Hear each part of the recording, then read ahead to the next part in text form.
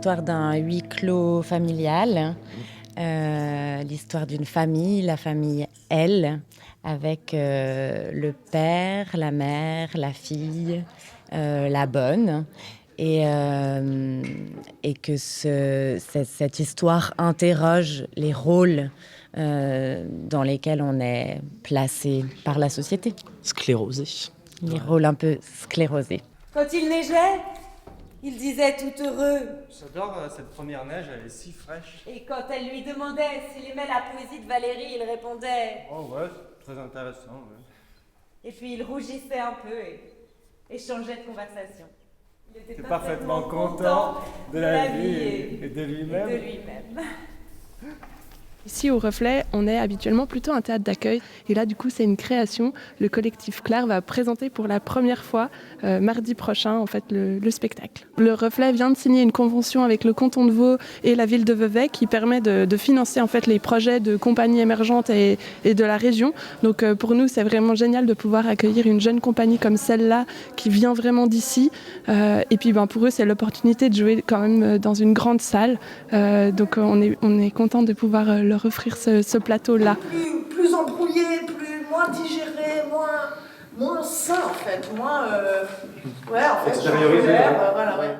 Oui, ça a été vraiment incroyable de pouvoir investir cette salle, donc qui est magnifique, et d'avoir un long temps de création sur ce plateau-là, ce qui n'est pas toujours le cas. Des fois, on est en salle de répétition pendant un moment et on peut s'emparer du plateau seulement quelques jours avant la première.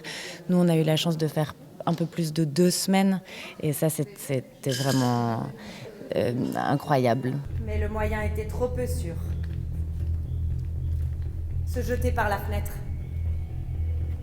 Elle sortit sur son balcon pour mesurer la hauteur. On pourra donc vous découvrir sur scène ici à Vevey mardi 16 et mercredi 17 à 20h. Qu'est-ce qu'on peut vous souhaiter ?